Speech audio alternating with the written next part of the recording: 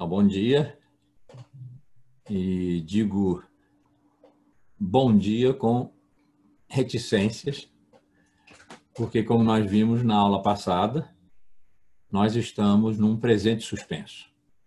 O tempo está suspenso, essa é a experiência de tempo que nós estamos fazendo agora, e nós estamos acompanhando o medo novo, que é o da morte curta, da morte presente. Sempre há um dia de distância, de modo que não se trata mais do dia após dia, um dia. Ela virá, que a gente está envelhecendo, de modo que é como se a morte não fosse propriamente real na nossa vida hoje. Um dia virá. Hoje ela é real, virtualmente real, porque nós estamos virtualmente. Mas isso afeta a nossa vida real, os nossos atos de sair de casa, por exemplo, na vida real, ela está virtualmente a um dia de distância. Isso pode ser uma hipérbole, mas ela é coerente com, não só com o que a gente tem pensado, com o que eu tenho dito aqui, mas com um fato que é incontornável, né? Ele é raciocinável, mas ele é incontornável. Oi, Lília. Nós não sabemos onde o vírus está, porque ele pode realmente estar em qualquer lugar. Virtualmente, ele está em toda parte, porque nós não conseguimos, não há maneira de localizá-lo. Então, virtualmente, se ele pode estar em qualquer parte, ele pode estar em todas as partes, em todo lugar, aqui. Por isso, nós precisamos tomar aquelas precauções todas. Elas não são a manifestação de um medo irrazoável, são a manifestação de um... Peraí, deixa eu sair do... São a manifestação de um medo novo. O medo novo é o da morte curta. Isso envolve, evidentemente, a questão do tempo. Tempo longo, tempo curto. Nós, há algum tempo, estamos acostumados à ideia do tempo longo, porque estamos acostumados significa a nossa vida se organiza assim. Inclusive, a nossa vida mais pessoal e individualíssima em relação ao seu limite extremo, que é a morte, né, tem vindo a se organizar há algum tempo em torno do tempo longo. Porque o século XIX, quando criou o paradigma história, nos pôs entre um passado que pode ser muito longo, porque pode ser o nosso individual. Nesse tempo, meu passado, do Celso, é mais longo do que o de vocês. Nos pertence. E um futuro que pode estar sendo sempre adiado. Nós estamos pedindo isso à ciência, que nos deixe envelhecer, como se pudesse significar morrer menos, ou morrer por menos tempo. E esperamos dela, de certa forma, um tipo, que não podemos determinar, de imortalidade. Quer dizer, uma vida tão longa que, embora nós sejamos naturalmente mortais, beire a experiência de um não morrer. Existem até movimentos nesse sentido já. Existem os estropianos, pós-humanistas nos Estados Unidos, que nos dizem que desde que nós, eu já devo ter dito isso aqui, digo de novo, se nós fizermos um upload do nosso cérebro para um supercomputador, nós não morreremos mais. Eles fizeram uma redução da vida ao pensamento, mas isso Descartes já tinha feito no século XVII. Não inventaram nada nesse sentido. Da vida de um sujeito, de um eu, que só um eu pode uploadar seu cérebro, né, seu pensamento, A redução da vida a um eu, que é um sujeito individual. Esse eu, por sua vez, reduzido ao pensamento. O corpo saiu fora. Vimos isso quando eu fiz aquela pequena genealogia do desamparo, né? Nós passamos por ali. Quer dizer, o próprio corpo foi posto do lado natureza e afastado, porque por ele vem, pelos seus sentidos, vêm as imagens distorcidas do mundo, os sentidos enganam. Descartes, onde é que nós somos quem somos? Quer dizer, nós não, eu. Vocês também, mas eu só sei disso por dedução. Não é uma experiência. A experiência irrecusável é de que eu penso. Inclusive quando duvido de que esteja pensando. É um ato de pensamento. E se penso é porque sou. Não sou o meu corpo, sou o meu pensamento. Então, a redução da vida, que vinha sendo pensada consistentemente como a união, falando como Aristóteles e Santo Tomás, século IV a.C., século XIII depois, uma longa duração, de matéria e forma, alma e corpo. O corpo saiu fora e da alma ficou o pensamento, porque o que se chama as faculdades da alma tem mais do que pensamento. A percepção, jogada fora, porque a percepção está ligada aos sentidos. A memória. A memória está ligada à imaginação, porque é a recuperação pela imagem de alguma coisa que se percebeu. Então, tanto a percepção quanto a memória são jogadas fora. Na linguagem, é preciso seguir o método. A linguagem também é uma faculdade da alma. É preciso seguir o método para não falar errado. Falar errado significa pensar errado e manifestar erradamente o pensamento. E para isso é preciso pensar certo. E pensar certo significa a aplicação do método, né? O discurso sobre o método de Descartes. É isso, ele ensina como aplicar o método, são várias etapas, para transformar as nossas ideias que estão na nossa mente e que estão confusas em ideias simples, né? Lineares, limpas, que possam ser postas em série, o que pode ser combinado, o que não pode ser combinado não entrar na série, porque aí introduz o erro. Essas séries são os discursos e é aí que a verdade se encontra. Tudo isso é coisa mental. Então, a redução da vida ao pensamento foi feita no século XVII por Descartes e pelos empiristas ingleses, em geral dados como adversários de Descartes, e foram mesmo em muitos termos. Mas, na hora do núcleo, quem é que decide a verdade? É o sujeito. O sujeito sou eu. E a verdade se passa no discurso, e quem o formula é a minha mente. Mente, understanding, knowledge. Eles usaram várias palavras, né? Os empiristas, onde Descartes usava espírito e razão. É a mesma coisa. Daí, para fazer, isso já foi um movimento de ordem biológica, vamos dizer assim, de ordem mais científica, mais recente, a unificação de pensamento com o cérebro, que o computador se chamou no começo cérebro eletrônico. O cérebro do qual nós usamos 10%, mais ou menos, e desconhecemos mais ou menos 90%, ficou sendo identificado como o órgão do pensamento e, por extensão, o produtor do pensamento.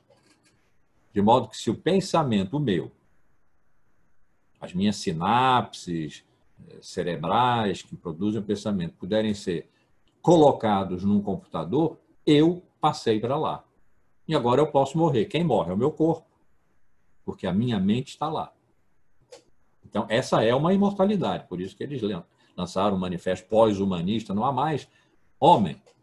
As máquinas podem assumir essa função e nos dar uma imortalidade. Nos dá, nós quem?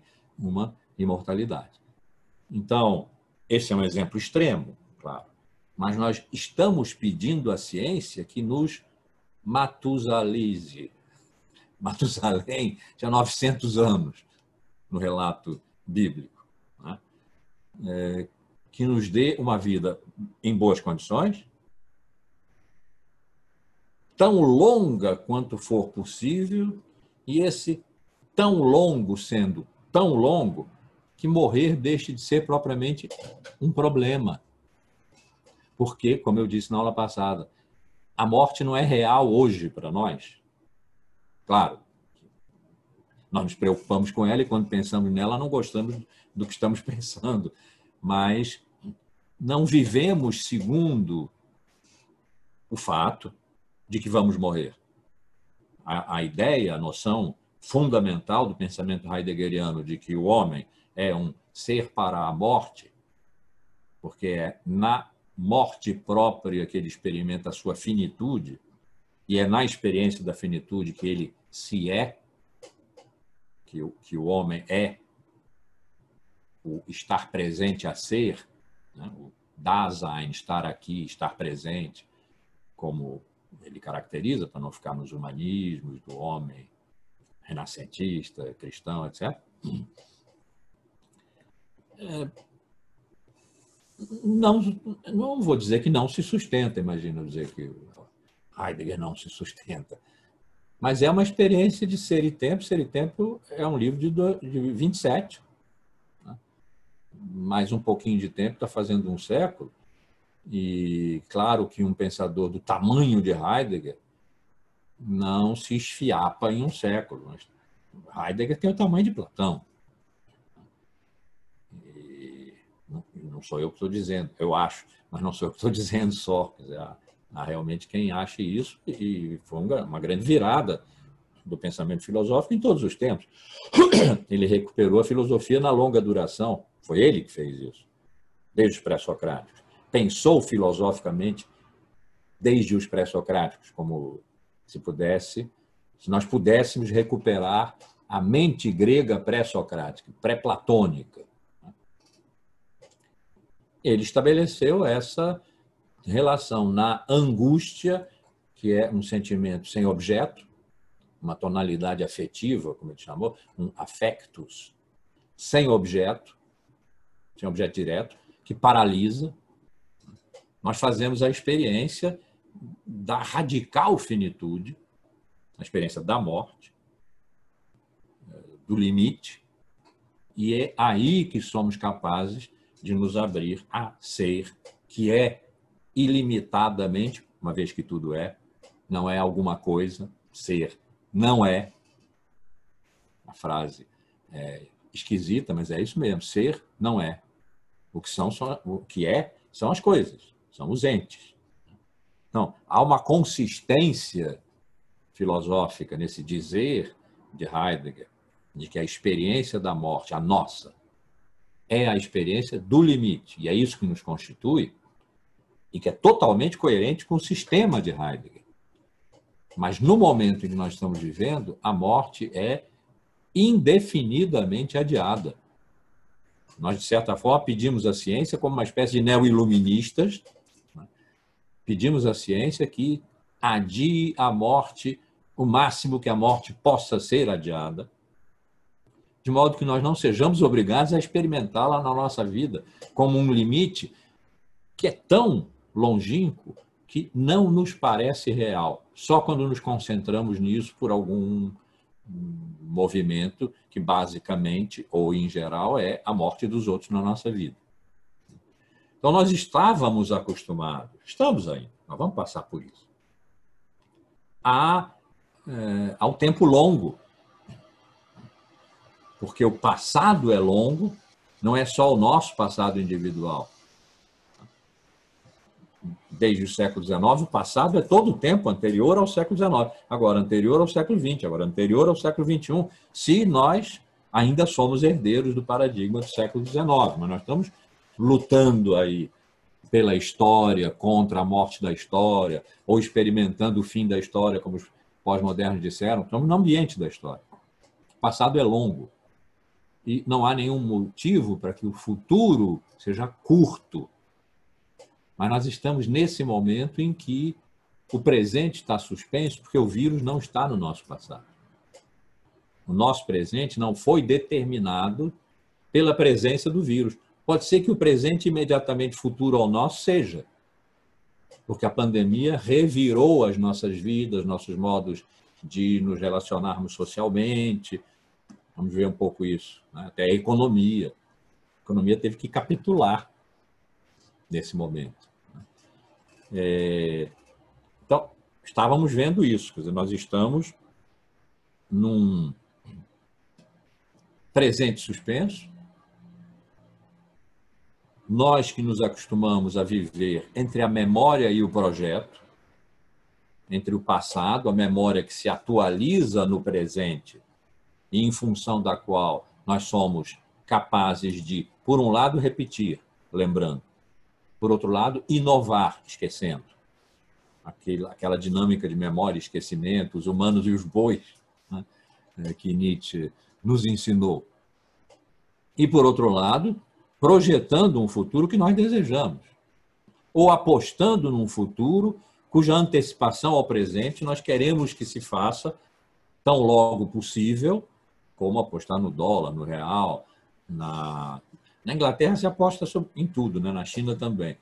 Então, apostam até na temperatura da cerveja Guinness num determinado pub, né? Apostam em tudo mesmo. Então, é uma maneira de controlar o futuro fazendo com que ele se antecipe, com que ele venha logo, né? Porque é tanta gente apostando que produz um resultado de massa, de pressão sobre o futuro e ele antecede. Ou, de uma maneira mais dramática, um futuro imaginarizado, como o da moça, 19 anos, que não tinha câncer, mas alguém na família tinha tido, de mama, e ela fez 2 mastectomias aos 19 anos, porque no futuro poderia ter câncer. Então, o futuro foi trazido para o presente. Foi trazido pelo medo. Um futuro imaginado, porque o futuro é um tempo ainda não. É um tempo por vir, não é por acaso que a gente usa essa palavra para dizer o futuro. Então, não há motivo para que o futuro não seja longo. Estamos discutindo isso com os pós-modernos que disseram que a história acabou. E que, portanto, o futuro é uma repetição do presente com alterações, com reformas. Mas isso está em aberto, está em discussão. A nossa tradição mais longa nos diz que o futuro é longo. Talvez menos longo do que o passado, que conta milênios. Mas, se nós pensarmos não em termos das nossas vidas, seguramente, mas da nossa sociedade, ou da nossa cultura, mas da espécie, o limite do tempo, ou seja, do futuro da espécie, é a grande catástrofe, que acabará com a espécie e, mais adiante, com o próprio mundo. Essa catástrofe de que os ecologistas tratam com tanta premência e que nós não levamos suficientemente a sério, que é muito longínqua, mas que a experiência da pandemia pode nos fazer antecipar, não a catástrofe, mas a consciência dela como alguma coisa que caiba ao nosso presente e caiba no nosso presente. Então, há um futuro aí que não é só o nosso futuro individual, nós vamos morrer, que não seja já e que seja muito adiante, muito longe, para nós podermos, por enquanto, nos esquecer de que isso vai acontecer um dia, lá um dia. Mas a da espécie, da qual nós fazemos parte, sem nos darmos muito conta disso. Porque esse futuro é muito mais longo do que o da cultura, aquele em que nós vivemos, o tempo em que nós vivemos. E o passado. E o futuro também é muito mais longo do que o da cultura, o do tempo em que nós vivemos. De qualquer maneira, passado longo e futuro longo, seja nas nossas vidas, seja na vida da espécie, são ambos a nossa experiência de habitarmos o tempo, o nosso ethos. Nosso ethos, experiência de habitação no mundo, radical originário da palavra é esse, né? O nosso ethos temporal é longo. E nós estamos subitamente, porque significa de março para cá, nós estamos em outubro, é muito tempo para as nossas vidas ficarmos encerrados em casa, já estamos no 8º mês, né? Mas foi súbito. Subitamente o nosso presente ficou suspenso. Nós olhamos para o passado não para entender o presente, porque o vírus não estava lá. A pandemia veio, ela foi prevista, mas ela foi prevista hipoteticamente. Era um cenário possível, bastante provável, mas não datado. Viria um dia alguma coisa séria, severa. Não se sabia que seria isso e que seria assim. Então, o vírus não estava no nosso passado. Ele está exclusivamente no nosso presente, enquanto o nosso futuro não pode ser calculado.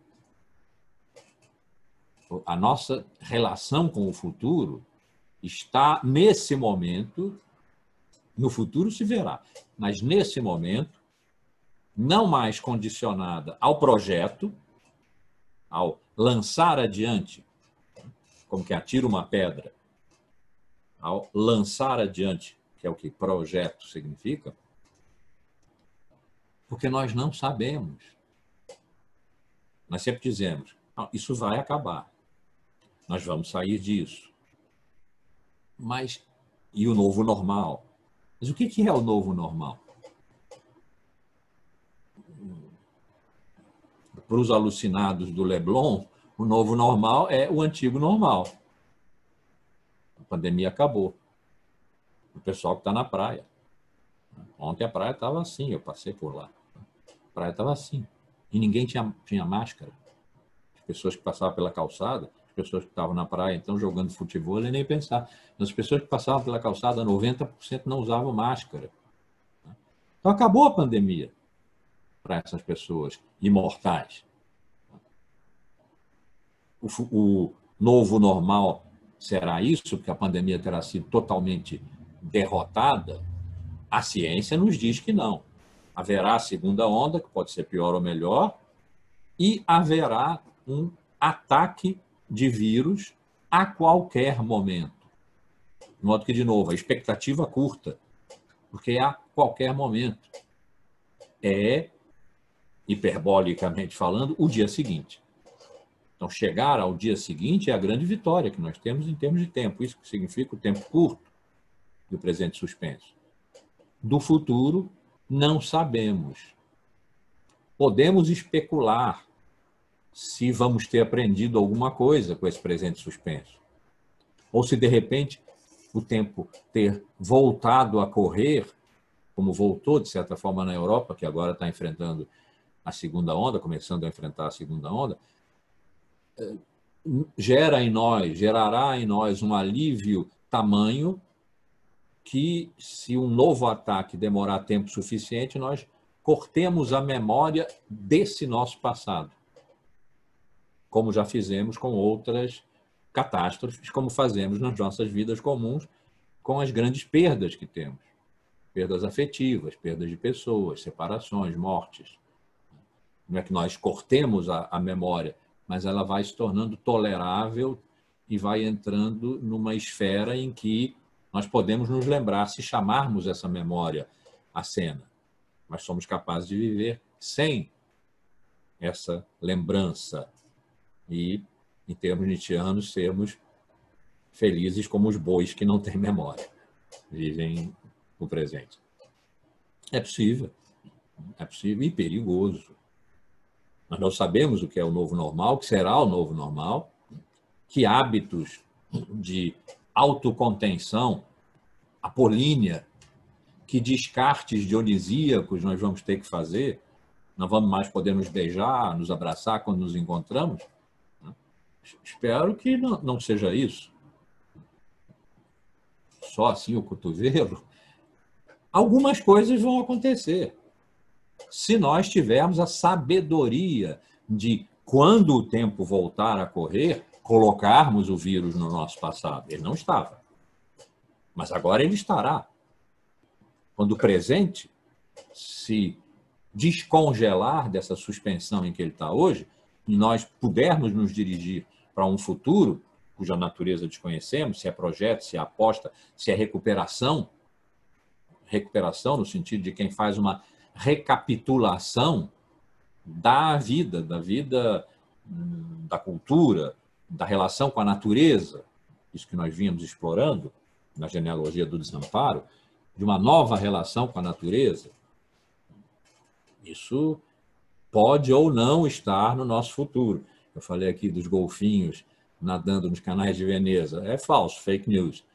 Mas pode ser um desejo, uma utopia. Eles não vão voltar a nadar nos canais de Veneza quando Veneza voltar a ser Veneza, e as gôndolas, e os vaporetos, e os dejetos humanos voltarem a ser padrão. Mas talvez o padrão se altere. Os golfinhos não vão voltar para lá, mas talvez Veneza seja diferente, porque incorporou ao seu passado o nosso presente suspenso de hoje, quando o tempo voltou a correr. Então, nós estamos suspensos, o nosso tempo está suspenso, a qualidade do medo novo é esse encurtamento do tempo, é o tempo curto. O medo do limite extremo da morte também se tornou curta, habita o tempo curto. É virtualmente o dia seguinte, porque virtualmente o vírus está em toda parte. Não vou me cansar de dizer isso. Acho que nós precisamos dizer, ouvir isso. Se o vírus pode estar em qualquer lugar, ele pode estar em toda parte. Portanto, virtualmente ele está em toda parte, porque nós não podemos saber em que lugar ele está. E se o seu tempo é curto, o mais curto tempo é amanhã. Então ele está a um dia de distância. A morte está a um dia de distância. Isso é hiperbólico.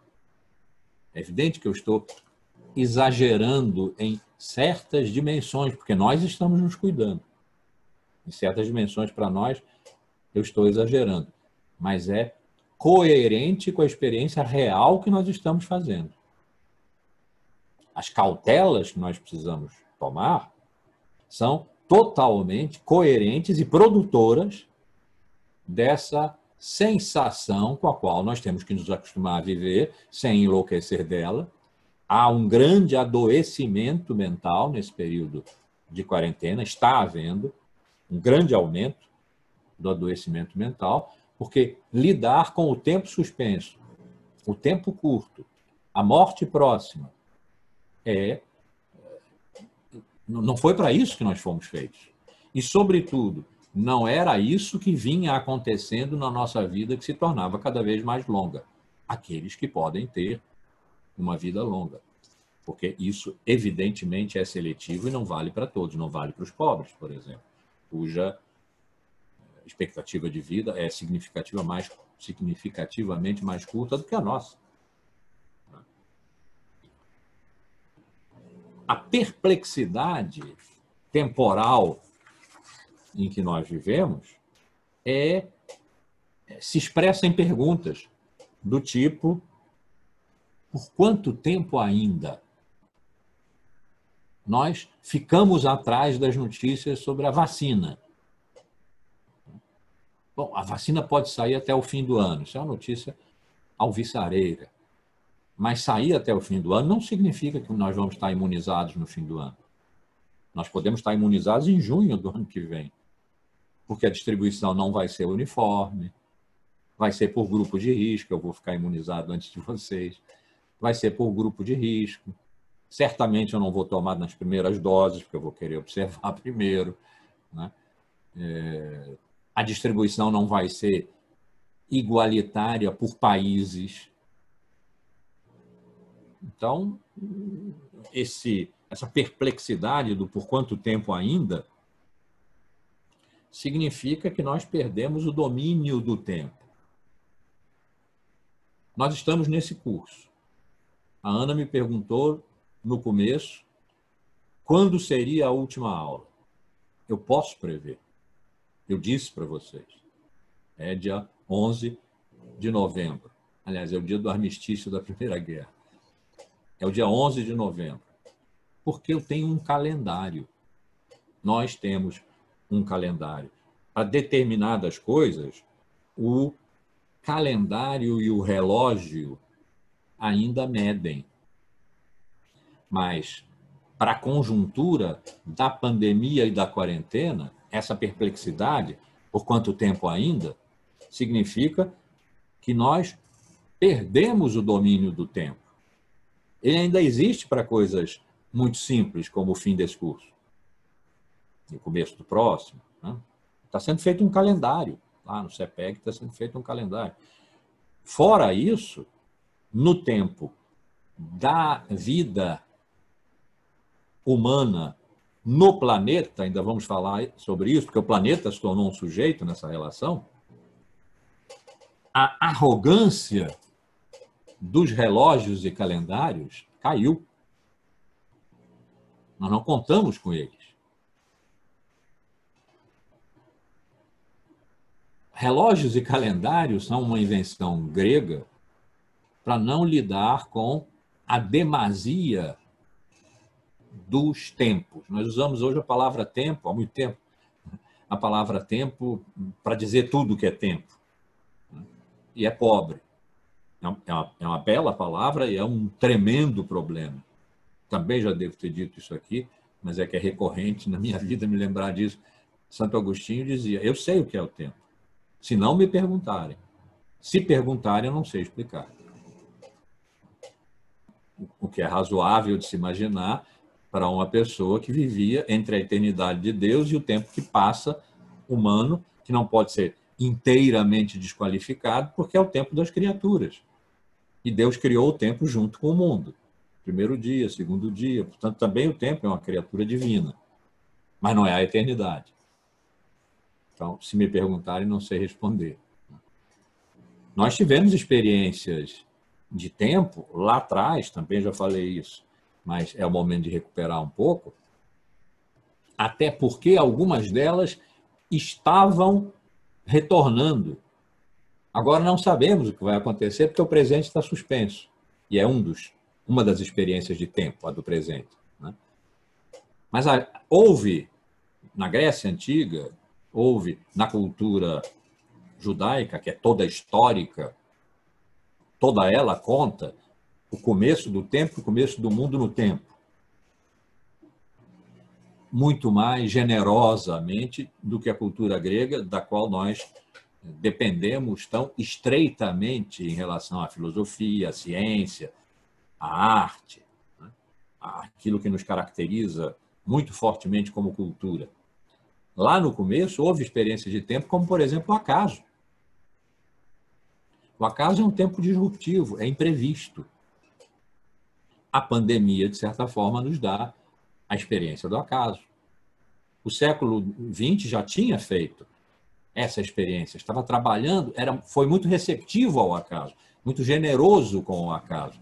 Nós não sabemos o que vai acontecer agora com essa forte experiência de tempo, que é a disrupção do tempo contínuo de passado, presente e futuro, que foi a que ficou para nós quando o acaso foi eliminado, em benefício do ser, princípio de todas as coisas, uma vez que todas as coisas são, ser é princípio abstrato, universal, genérico, portanto, não é acaso, não é casual.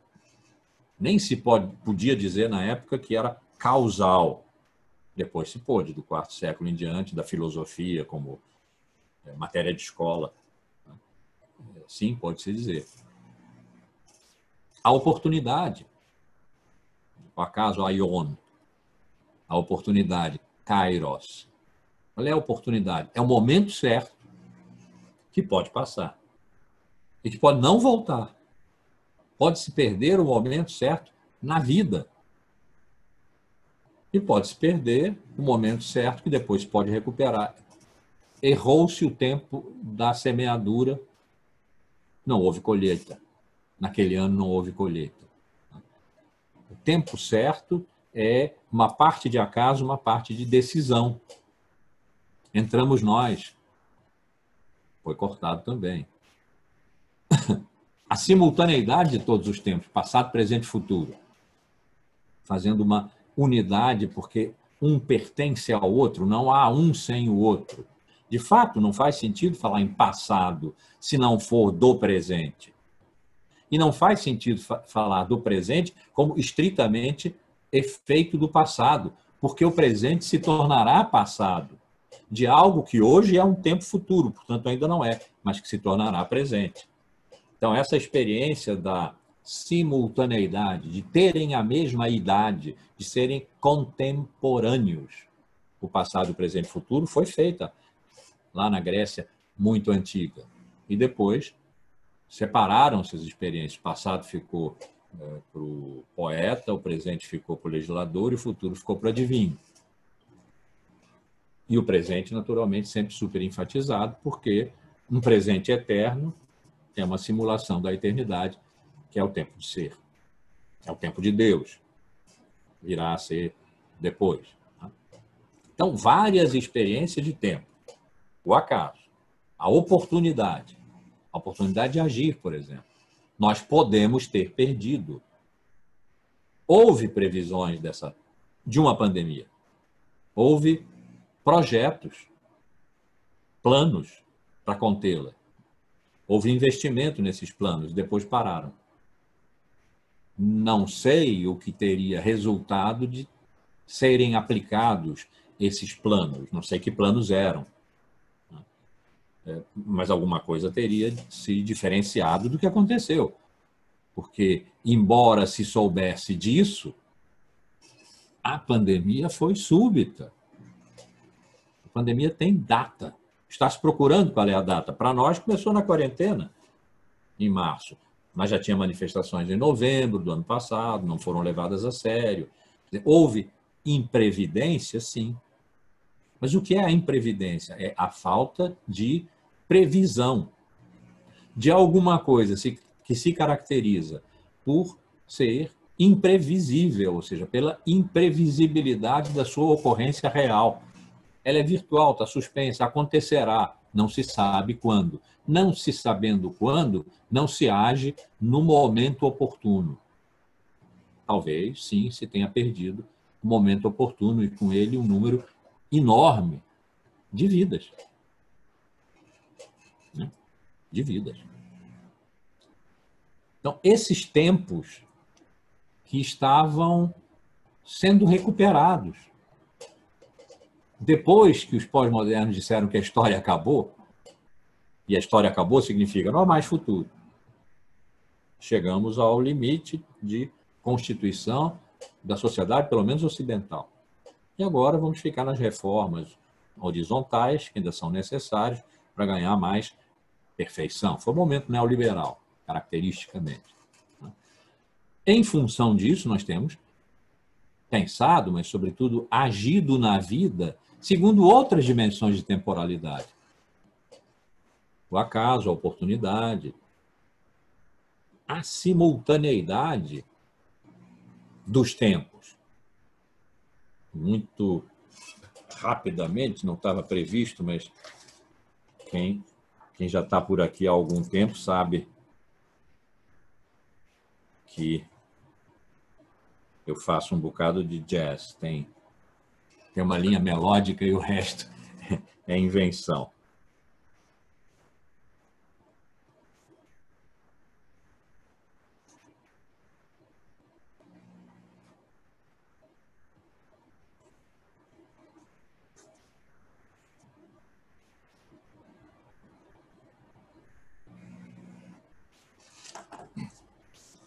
Vamos ver se isso faz algum...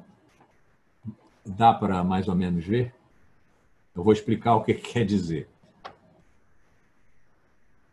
O presente foi pensado, assim que a história entrou em cena, como paradigma de tudo que é, do que pode ser pensado, dito, do que se é e se faz. No século XIX, o presente foi pensado como um efeito de uma causalidade real que o passado, tempo real, exerce sobre ele, ele presente, tempo real. Há um futuro, tempo virtual, mas ele ainda não veio. E o vetor do tempo é irreversível, ele corre para frente, não corre para trás. A cultura pós-moderna, não digo nem o pensamento, a filosofia pós-moderna, que não pensou nisso, né? Mas a cultura pós-moderna, a organização das sociedades, que são as nossas, sociedades do mercado mundo, né? Criaram uma relação muito interessante de tempo com o tempo futuro, o tempo virtual. O tempo é solicitado pela aposta ao tempo virtual, futuro, que se torne real no presente. Então, o tempo futuro, que é virtual, exerce uma relação de causalidade sobre o presente, uma relação retroativa, de certa forma. Uma relação que corre para trás. Só não corre verdadeiramente para trás porque o futuro ainda não existe realmente como o passado. Mas virtualmente ele já existe, porque aposta-se nele. Vai-se ao mercado de futuros, compra-se futuro. E ele então se realiza, ele vem a presente. Né? Trazer a presente, como se diz nos bancos e nas bolsas, ele vem a presente. De modo que o presente é duplamente determinado. Ele é determinado causalmente pelo passado e é determinado causalmente pelo futuro. Um tempo real determina causalmente outro tempo real, passado para presente, e um tempo virtual determina causalmente um tempo real, futuro para presente. Então, o presente é duplamente determinado. E essa dupla determinação do presente concentra nele passado e futuro. Então, embora ainda reste largamente a pensar essa estrutura que eu enfim, especulo que possa ser a experiência de tempo da nossa época, que nós fazemos, né, inconscientemente talvez, mas segundo a qual nós vivemos, temos vivido. Então, pensar isso ainda está largamente por fazer. Mas a ideia de que o tempo como simultaneidade, que é a mais difícil daquelas que os nossos muito antigos fizeram. O tempo como acaso, está bem, é compreensível. O tempo como oportunidade, é compreensível. O tempo como duração, de que eu não tinha falado, como duração, é aquele que nós mais diretamente fazemos. Uma duração longa, ela é mensurável. Uma duração curta, também é mensurável. O exemplo que eu gosto de dar de uma duração curta é uma crônica de jornal. Li hoje o Veríssimo.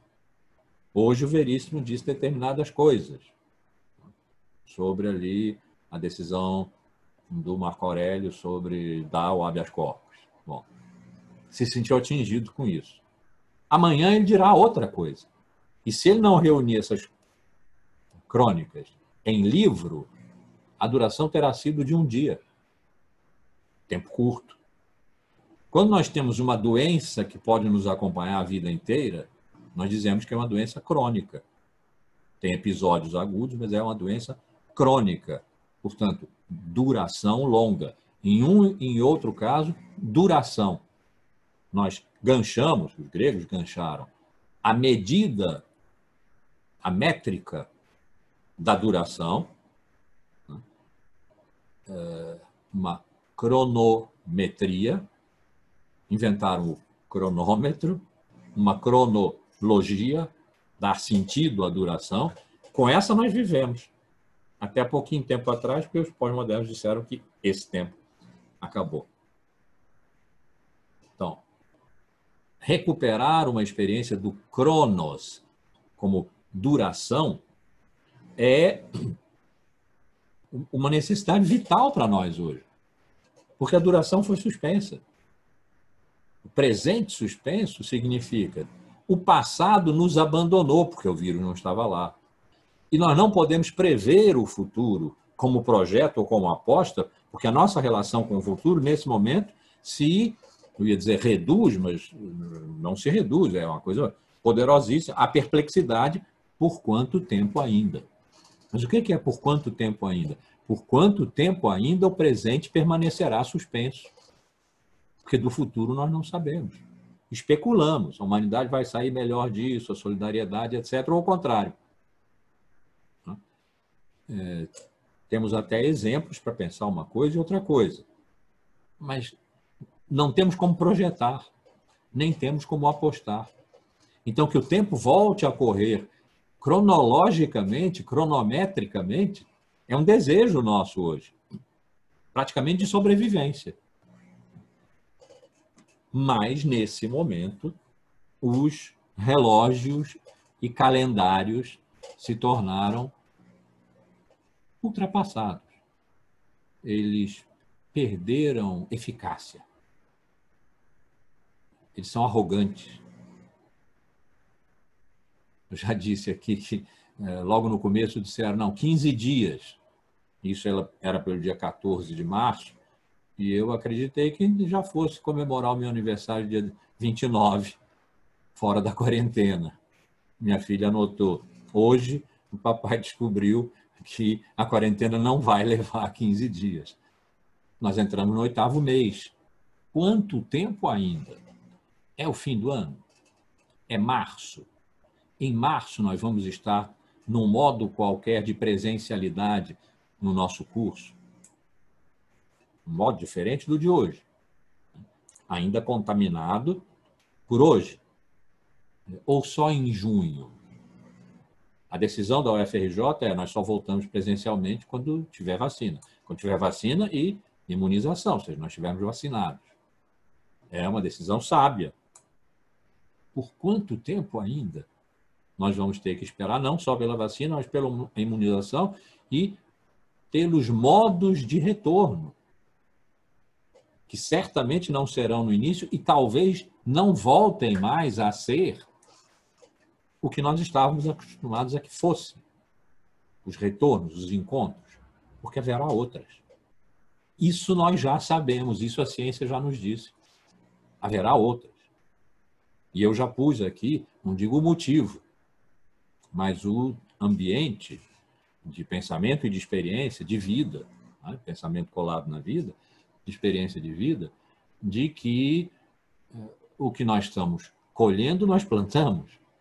Nós afastamos a natureza tanto que, paradoxalmente, vamos ver isso já, não sei se hoje, mas se não for hoje, na próxima semana, paradoxalmente, ao a afastarmos e globalizarmos o mundo tecnológico, nós nos aproximamos dela, a aproximamos de nós, tanto que ela pôde nos tocar. Não tocou bem. Era razoável supor que não tocasse bem, porque nós a dobramos, nós a quebramos. Nós não fomos gentis com ela. Já a termos afastado não envolve nenhuma gentileza, mas as maneiras do afastamento foram muito violentas. De novo, vou lembrar Francis Bacon. A natureza é uma mulher que guarda um segredo que nós temos o direito de lhe arrancar por violência, ainda que mediante estupro. Esse é o padrão, esse é o racional da nossa relação com a natureza. De repente, ela nos tocou. Vamos ver como. Então, os calendários, os relógios de calendários, a não ser para as coisas pequenas, portanto, as coisas curtas, no presente, presente curto. O curso é presente, ele termina no dia 12 de novembro, o que é para nós presente, porque é a duração do curso. Começa em tal, termina em tal. Não é passado e futuro, porque nós estamos no meio do curso. Não é? É uma duração. É um calendário. Chama-se mesmo assim, calendário acadêmico. Então, a mudança de qualidade do medo, da morte curta,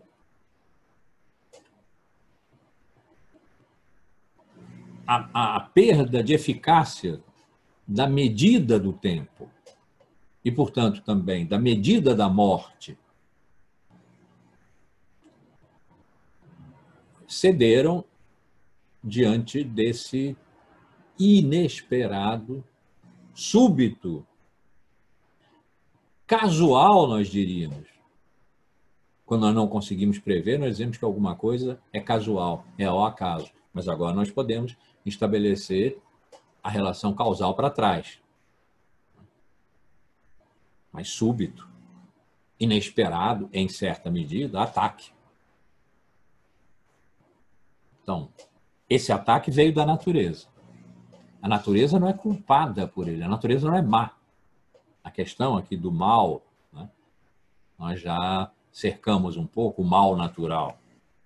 O terremoto de 1755 em Lisboa não foi uma retribuição ao pecado da humanidade de então. Foi um mal natural. Essa questão do mal natural precisa ser revista agora, porque a natureza não está se vingando. É corrente se dizer isso. Ela está recuperando o espaço que nós tiramos dela. Ela está se vingando. Ou seja, a natureza está praticando um ato de retribuição que é de justiça e, logicamente, estruturado. A cada ação corresponde uma reação igual em sentido contrário. O que dá à natureza uma antropomorfização que lhe atribui uma consciência da vingança, porque a vingança só é vingança se for consciente. Uma consciência da vingança, uma intencionalidade, sem o que ela não está praticando um ato. Ela não está praticando um ato. No entanto, a natureza aconteceu na nossa vida. O vírus aconteceu na nossa vida, a pandemia aconteceu na nossa vida. Ela vem da natureza.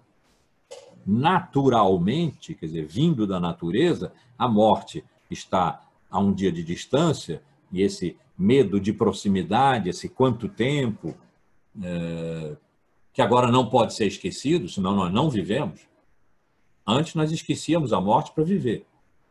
Hoje não podemos esquecer a possibilidade da morte porque morremos.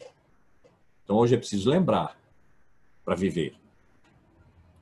Não é a natureza que está produzindo intencionalmente isso. Nós temos ouvido isso. Isso pode ser uma espécie de metáfora, mas é dito muito seriamente, como se houvesse um animismo, uma intencionalidade que nós atribuímos à natureza como se ela a tivesse, de retroagir sobre nós o afastamento que nós fizemos dela, uma vez que, na nossa prática de globalização do mundo, nós a aproximamos de nós. Vamos ver daqui a pouco como isso se passou. Então, esses dias, volto a dizer, a natureza não é o mal. O vírus não é o mal.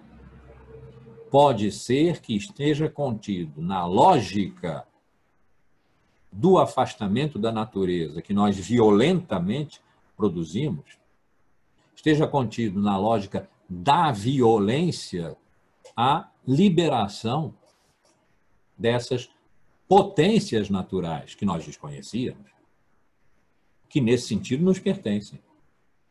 A liberação dessas potências pertence à nossa ação. Não há uma reação igual e em sentido contrário da natureza.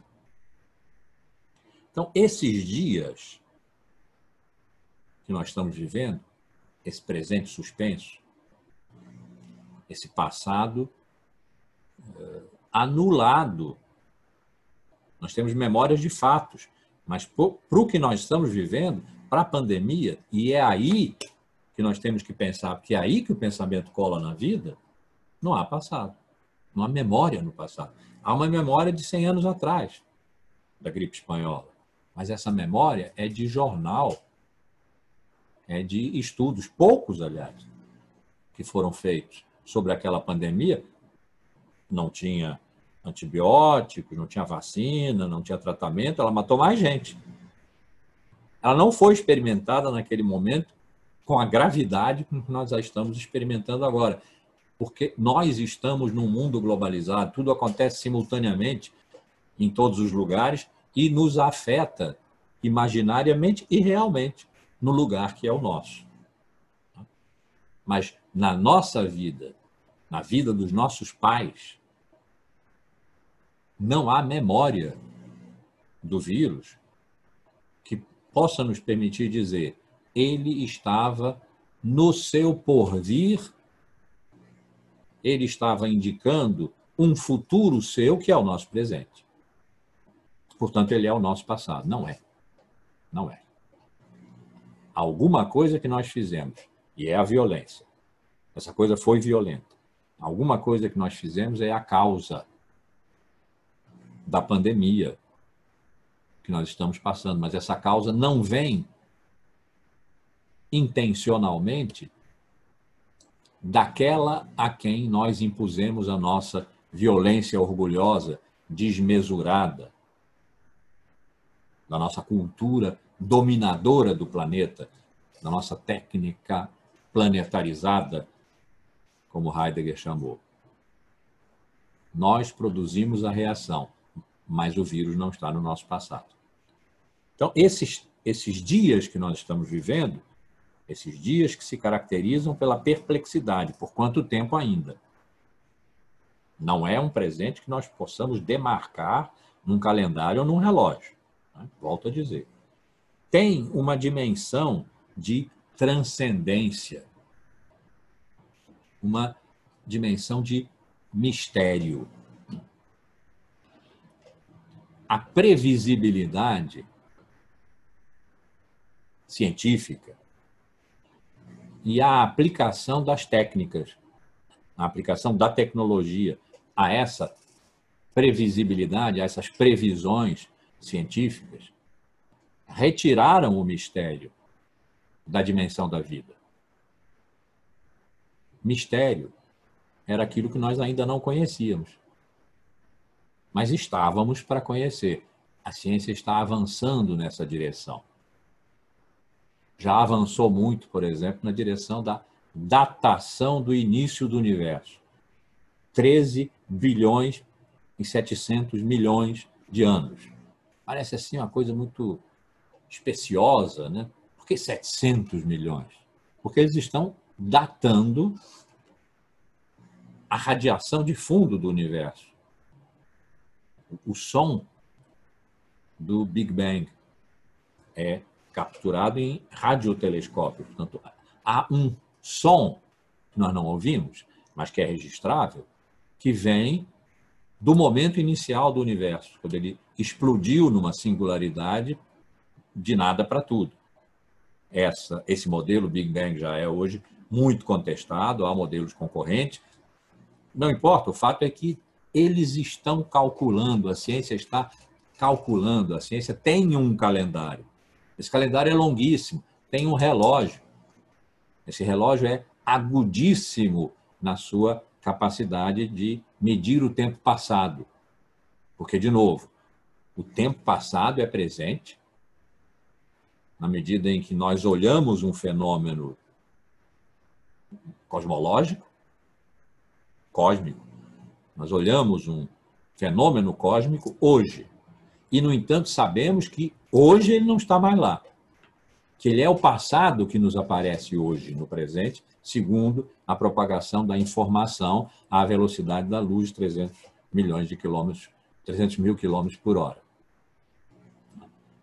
Então, há um limite para nós propormos um início do universo, que é a propagação da informação. Ele pode ter começado antes disso, mas nós não temos como mensurar, porque a nossa mensuração é essa, segundo a segundo, 300 mil quilômetros.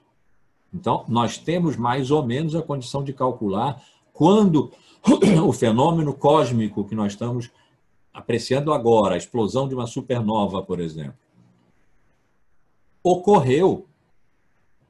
Nós estamos vendo agora aqui, mas ele não está agora aqui. Ele ocorreu num passado muito remoto. Isso que é extraordinário. É uma das dimensões de coexistência de passado e presente, de simultaneidade de tempos. Aqui e agora é, na verdade, então no passado. Num passado muito longo. É uma retirada de transcendência na compreensão do mundo. Não há, na verdade, mistério. Há problemas que a ciência resolverá. É uma questão de paciência, de conta, de técnica e de tempo. É necessário desenvolver tecnologias, segundo hipóteses científicas, para comprová-las ou não, segundo o que nós vamos conhecer um passado que nós vamos ver no presente. Mistério anulado. Um dia se saberá. O que não sabemos, um dia se saberá. A ciência tem essa vocação desmedida de uma promessa de absoluto. A cosmologia, por exemplo, é a ciência de toda a matéria do universo, é assim que ela se define. De toda a matéria do universo. E já se fala de multiversos há muito tempo, e de que é possível passar de um universo a outro pelos buracos de minhoca, como eles chamam, né? São passagens no espaço-tempo, de modo que nós podemos sair do presente nosso aqui e chegar no passado de um outro universo, cujas leis sejam diferentes das do nosso universo. E tudo isso são especulações teóricas, das quais algumas evidências fáticas vão sendo encontradas, porque quando a gente hipotetiza alguma coisa e procura nessa direção, encontra algo que está na dimensão da hipótese. Encontra algo e depois explora. Então, a ciência nos fez essa promessa, fez no século XVIII, do Iluminismo. A ciência ia dar conta de pôr luz em todos os cantos de sombra que ainda houvesse. Isso quer dizer, o que nós ainda não sabemos, não atribuamos a uma transcendência qualquer. Naquele momento era a religião. Tratava-se de tirar inteiramente todos os resquícios de Idade Média que ainda poderiam existir no moderno. Então, as superstições religiosas que explicam aquilo que ainda não se sabe devem ser anuladas, liquidadas, porque o que ainda não se sabe, ainda não se sabe, mas se saberá. A ciência tem essa capacidade ilimitada, porque não há nada que não seja objetificável e, portanto, posto na situação de objeto de ciência. E quanto mais sofisticada a ciência for ficando, e a história da ciência a vai aperfeiçoando, tudo vai na direção de uma complexidade, de uma perfeição, portanto, superiores, maior é a capacidade de objetificar o mundo, a natureza e a vida. Menores são as sombras. Mas, nesse momento, isso se suspendeu. Esse nosso momento. No momento presente, andar da carruagem da ciência na direção de uma realização futura e absoluta, assim se pensou no século XIX. Um dia, todo o real será transparente à razão. Hegel, sobretudo, mas Marx também, em outro plano, da sociedade, da história, da política. Pensaram isso. Quando Hegel disse, e foi o axioma de base dele, com o qual ele conseguiu sair daquele primeiro moderno de Descartes, eu sou eu e o resto, é pura extensão, não sei nada sobre isso, tudo se passa na minha mente. Portanto, o real lá fora não tem razão. Não tem razão contra mim. O axioma de Hegel, que não precisa ser provado. O axioma, aliás, é, em geral, indemonstrável. Mas os teoremas, vamos falar em linguagem matemática, os teoremas que decorreram na obra de Hegel desse axioma levavam na direção da sua comprovação. Se é que na filosofia se comprova alguma coisa. É que o real é racional e o racional é real. Quer dizer, a realidade tem em si mesma razão, porque a razão não é irreal, no sentido da realidade externa. Ela é da realidade, ela é uma realidade em movimento, a razão e a realidade em movimento dialético uma em relação à outra. Então, um dia haverá transparência completa da realidade à razão e da razão à realidade. A razão, a ideia, como ele chamou, o espírito, se realizará absolutamente. Esse é o momento do fim da história, do fim da filosofia, do fim de tudo. Glorioso. Esse é o momento em que se terá encontrado a verdade.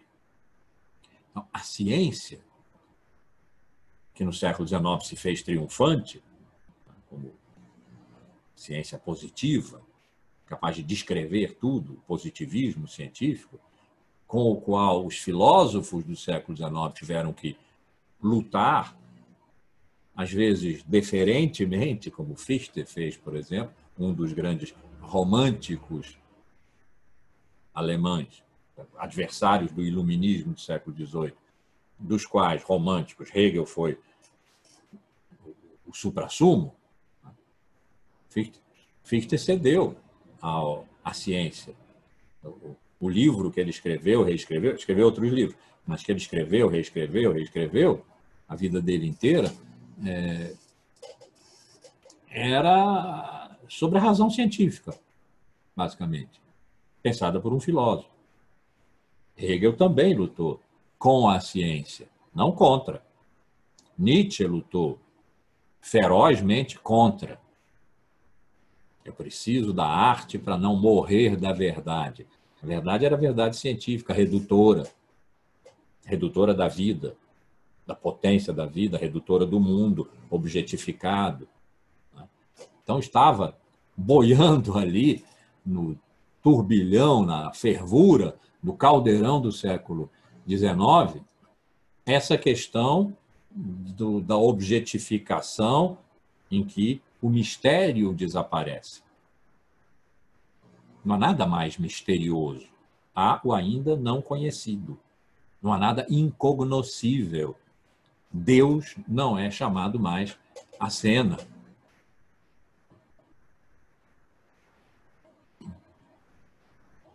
O século XX trabalhou nessas dimensões. Havia uma dimensão de transcendência no pensamento de Heidegger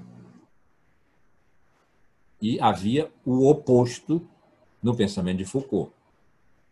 Como eu escolhi na impossibilidade de contar uma história, é o meu século, é o nosso século.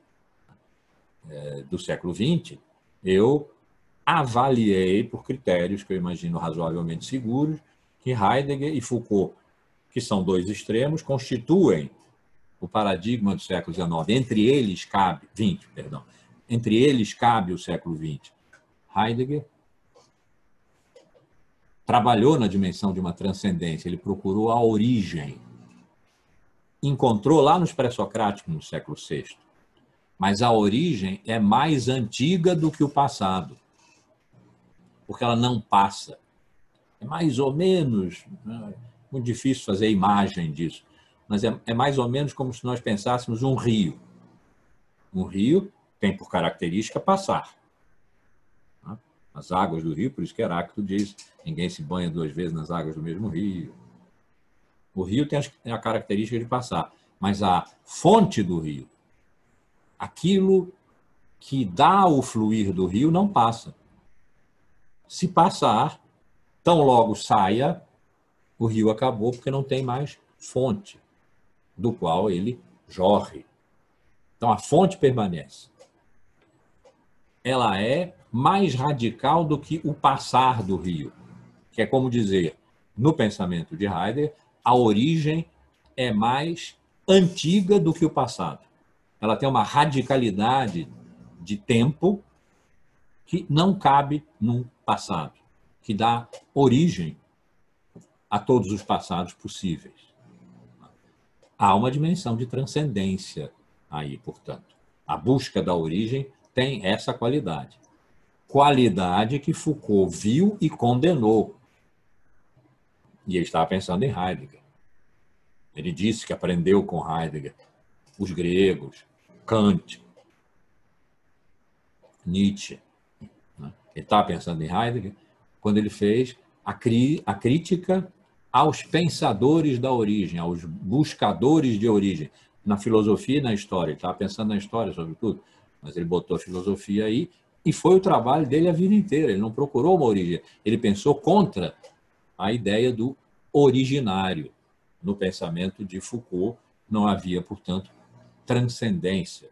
Ele foi até acusado de ser um positivista, porque ele descrevia os sistemas de pensamento, fazendo uma arqueologia deles, como se fosse um corte longitudinal, sim, longitudinal, mas que deixa ver os estratos, né? De uma época, e aí analisar extrato por extrato, as superposições, onde houve um cataclismo e um tempo se derramou sobre o outro, ou fazia genealogias, via procedências e emergências, mas não passados, origens. E aí ele foi acusado de ser positivista, ele só descreve, não interpreta. Ele se defendeu lá, a acusação foi do Círculo de Epistemologia de Paris, ele se defendeu no livro dele, Arqueologia do Saber, mas entre esses dois extremos, e é bom, é assim mesmo que se caracteriza um paradigma, entre os extremos, entre esses dois extremos do século XX, houve transcendência e não houve transcendência, busca de transcendência, espírito de transcendência, e todo o contrário, violação de todo o espírito de transcendência, acusação de todos aqueles que buscam o originário de pensarem em uma verdade absoluta, num sujeito absoluto, com razão ambos, cada um segundo seus axiomas de base. O que eu estou dizendo é que, embora, acho que a gente pode dizer assim, só fazendo a ressalva de que acho que a gente pode dizer assim, e que, portanto, não é um fato já estabelecido, talvez não demonstrável. Foucault ganhou. Deleuze disse, um dia o século será Foucaultiano. Talvez, sim, tenha sido, certamente não foi heideggeriano. O futuro dirá, mas não é o que parece hoje. Então, Foucault casa melhor com o espírito pós-moderno da eficácia do aqui presente do mercado-mundo. Ele não foi um pós-moderno. Os pós-modernos gostam de pensá-lo como um pós-moderno. Nos Estados Unidos, por exemplo, onde ele é muito usado como fundamento, como base teórica para os movimentos identitários, ele é pensado pós-modernamente, mas não é. Ele estava fazendo uma história, só que essa história não tinha uma dimensão de sentido supra-histórico que rege a história desde uma origem. Esse não é Foucault, esse é Heidegger. Nesse momento em que o tempo está suspenso, nós perdemos a capacidade de descrever uma história. Também perdemos a capacidade de buscar uma origem. Então, tanto o modelo que Foucault nos forneceu, da descrição arqueológica, genealógica, política, a intervenção do intelectual específico, como ele dizia, a genealogia, que era a sua maneira de praticar a história, né? Sem a ideia da origem, do sentido histórico, suprahistórico, etc. A genealogia era uma maneira de intervir no presente e não foi feita para explicar, é feita para cortar. Para cortar as lutas em presença, dobrar as forças em benefício de um tempo por vir. Isso ele foi beber diretamente em Nietzsche. Nós não estamos em condições de fazer isso. Porque nós não podemos fazer uma genealogia do vírus, uma genealogia da pandemia. Eu fiz com vocês aqui uma genealogia do desamparo. Esse nos pertence. Ele foi suscitado pelo susto, esse desamparo, pelo susto, pelo abrupto, pelo súbito do ataque pandêmico.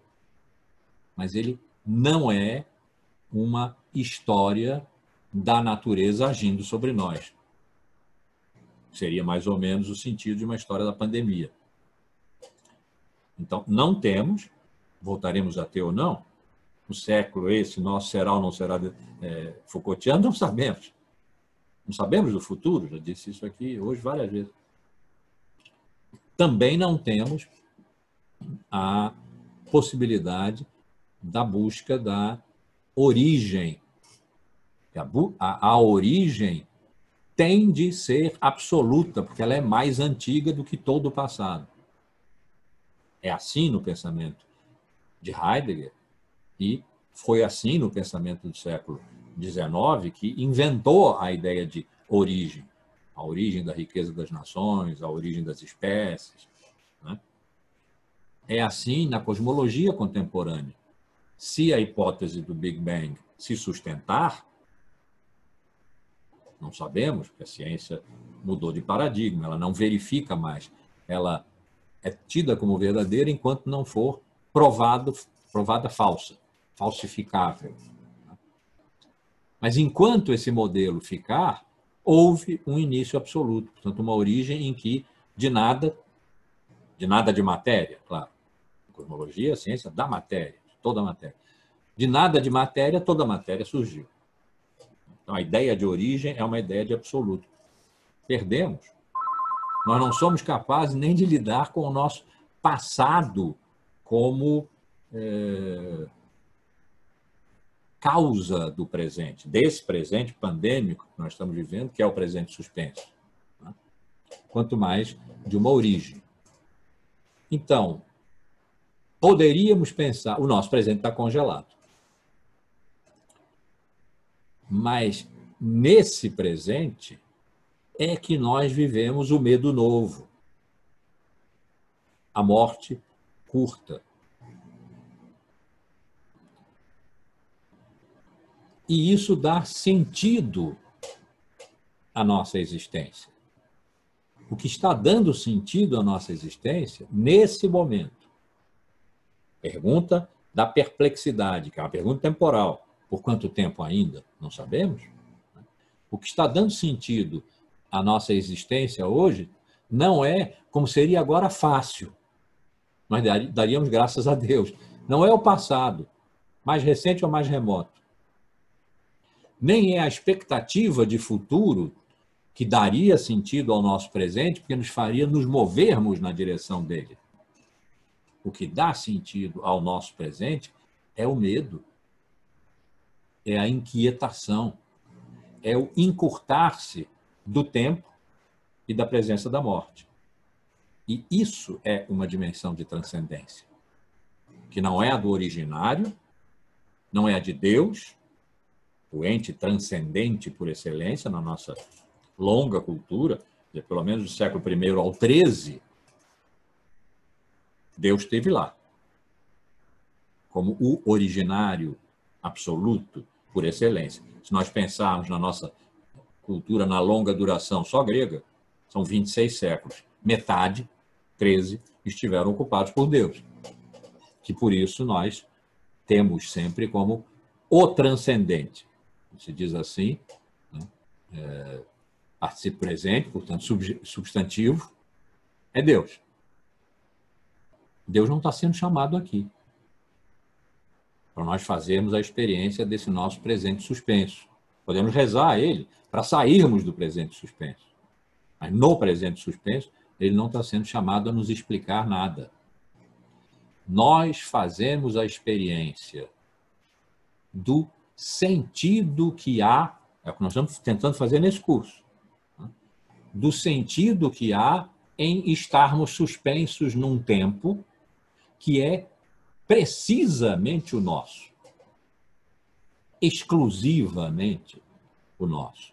Houve outros presentes que são passados para nós e que nós vamos visitar, se somos historiadores, e queremos entender o que se passou com a emergência, estou usando a palavra Foucaultiana, com a emergência da experiência da tolerância entre os séculos XVI e XVII.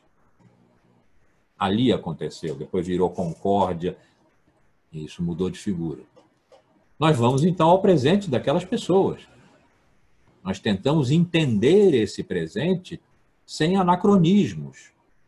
Mas é claro que nós estamos sendo movidos por uma pergunta aqui do nosso tempo. Nós não estamos tendo tolerância. Então, queremos ver no nosso passado, mas no momento em que ela foi presente, a emergência da experiência humana, política e religiosa da tolerância. Aquilo foi um presente. Nós podemos conhecê-lo, porque ele está no nosso passado. O nosso presente é exclusivo. Não posso dizer, porque seria arrogante, que nunca houve um presente assim.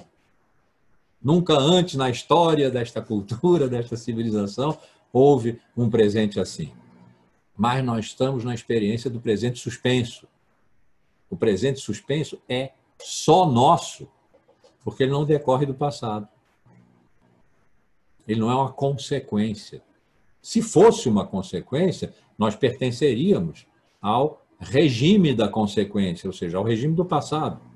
Seríamos um presente entre outros, e entre outros por virem, quando o porvir, o futuro, se tornasse presente. Enquanto nós não sairmos da suspensão do presente,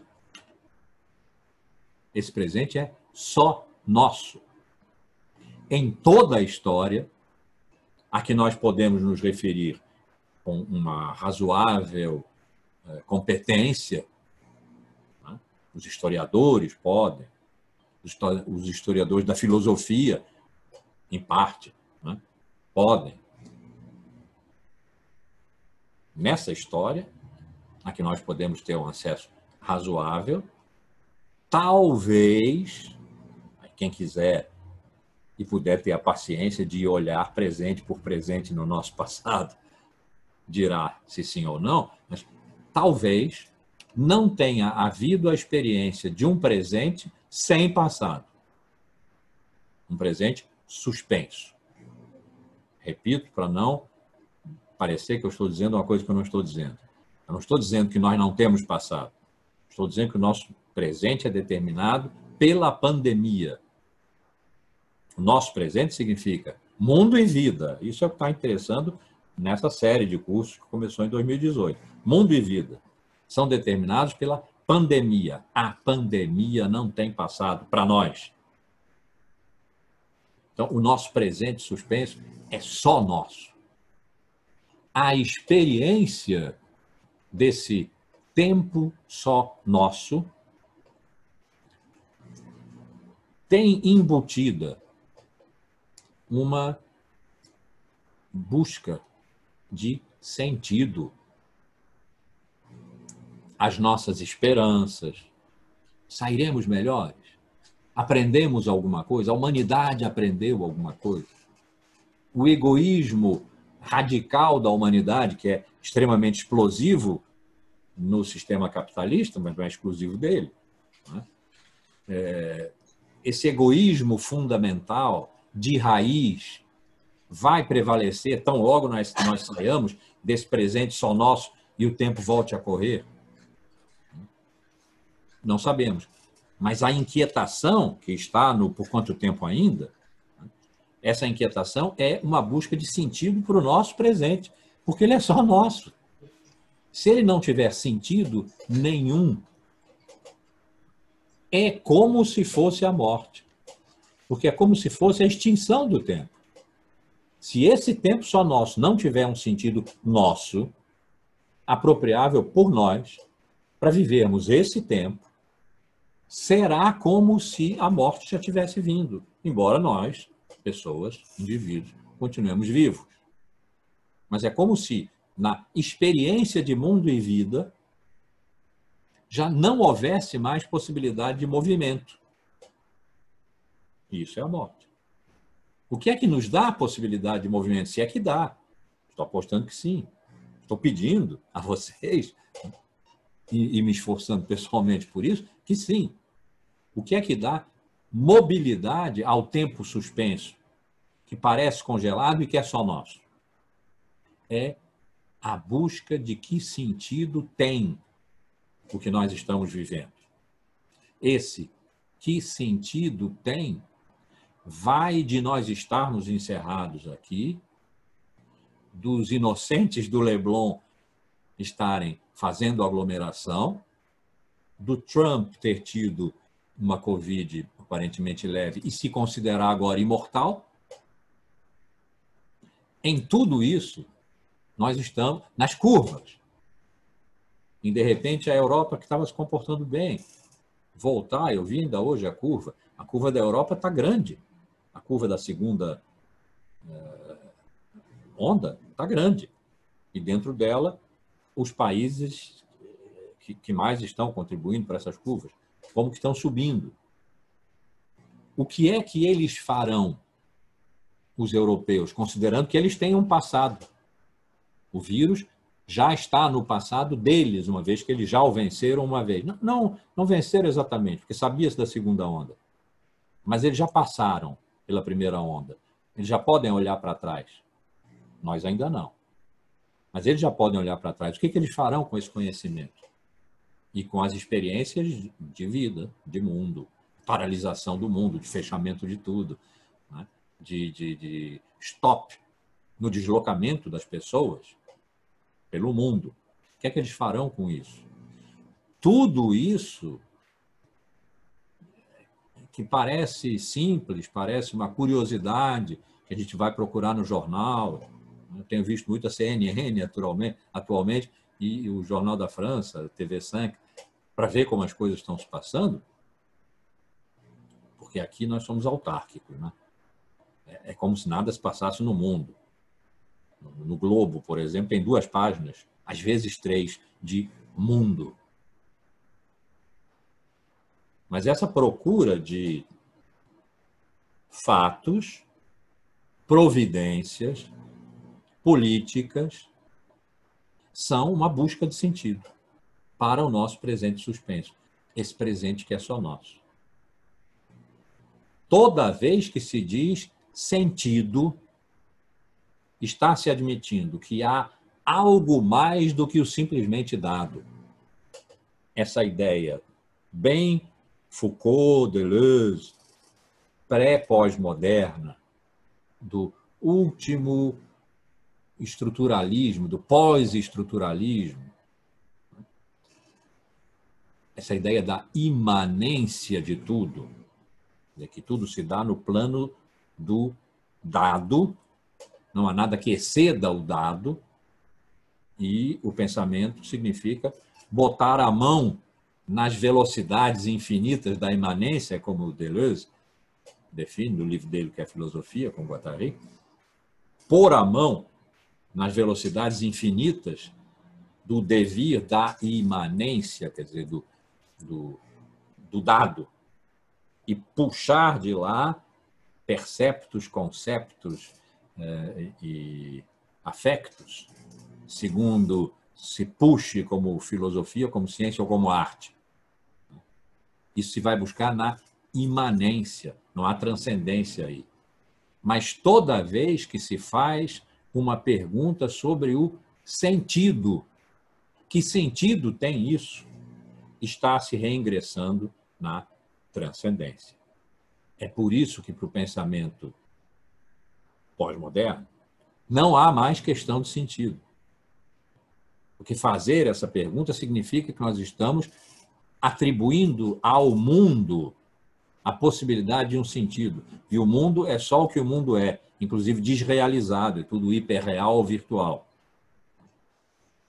Nós estamos sendo obrigados a fazer, a colocar a questão do sentido.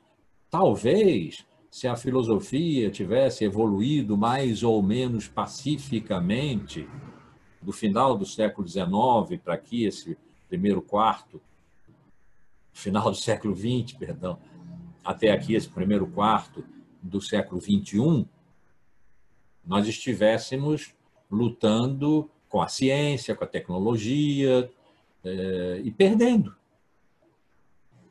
Mas, nós, digo, filósofos e historiadores, mas termos um presente que é só nosso. Ser só nosso tem um sentido extraordinário. Talvez nunca tenha acontecido. Repito, não sei. Não tive tempo, não terei paciência, não terei condições intelectuais, existenciais e de tempo, né, de vida, para fazer essa análise presente a presente no nosso passado. Mas talvez nunca tenha existido um tempo assim. Um tempo que seja só presente, sem passado, só nosso, que estamos nesse presente. Isso é um choque de evidência temporal que nos faz pensar, que deve nos fazer pensar. Se Sócrates tinha razão, e eu quero crer que com tanto tempo passado e tanto teste pelos quais ele passou com brilho, Sócrates tenha tido razão, o que nos põe a pensar é o espanto. E pode haver, nesse momento, mundo e vida. Não é teoria. Mundo e vida. Alguma coisa mais espantosa do que nós estarmos sozinhos no presente, sem a companhia dos nossos grandes ancestrais, que nós conhecemos, estão lá. O passado existe, não foi abolido. Mas mundo e vida, o nosso presente, o vírus não estava no nosso passado. Espero não ter mais que dizer essa frase, né? O vírus não estava no nosso passado. Então, sermos os habitantes de um tempo exclusivamente nosso é de um espanto tal que, obrigatoriamente, até a nossa revelia, move o pensamento. E não move naquelas dimensões disciplinares a que nós estamos acostumados, como filosofia, como ciência, né? Sobretudo como filosofia, nas humanidades, como filosofia, como antropologia, simbologias novas para estar no mundo, cultura nova. Sim, claro, move. Mas move no imediato das nossas vidas. É no imediato das nossas vidas que o susto, o medo novo, o tempo curto, a morte próxima se põe por causa desse presente exclusivo. Então, há uma dimensão de inquietação com o sentido do que nós estamos vivendo, que pode ser convertido numa questão do sentido, pela filosofia, por exemplo. Não precisa. Nós já estamos sendo regidos por ou atravessados por uma dimensão de transcendência, de mistério. É muito bom que sejamos capazes de pensar isso e trazer o pensamento para a nossa vida, mas é na nossa vida que essa dimensão de transcendência está. que essa dimensão de mistério está, da qual a ciência não dá conta. A ciência não dá conta do passado suspenso e da exclusividade do presente suspenso e da exclusividade do presente para nós. Ela dá conta da vacina. Ela está acelerando extremamente todos os seus protocolos para salvar as nossas vidas. Isso é objetivo, isso é científico. Isso tem uma razoável previsibilidade. Dezembro, fevereiro, junho. Razoável. Não é essa a dimensão da transcendência e do mistério. Essa está na nossa vida. Altamente convém sermos capazes de pensá-las, essa transcendência e esse mistério. Isso é o que nos permitirá pensar o sentido que tem possuirmos um presente que é só nosso. Que, neste sentido, mundo e vida não têm passado. Então, bom, acho que ficamos por aqui, porque o que vai entrar agora é se, quando isso acabar, os calendários voltarão. Mas isso implica em outros desdobramentos que os 7 minutos que nós temos para 1 hora, mas agora a gente vai conversar. Não permitem que a gente desenvolva. Então, ficamos por aqui. Hoje é o dia 14/10. Pronto.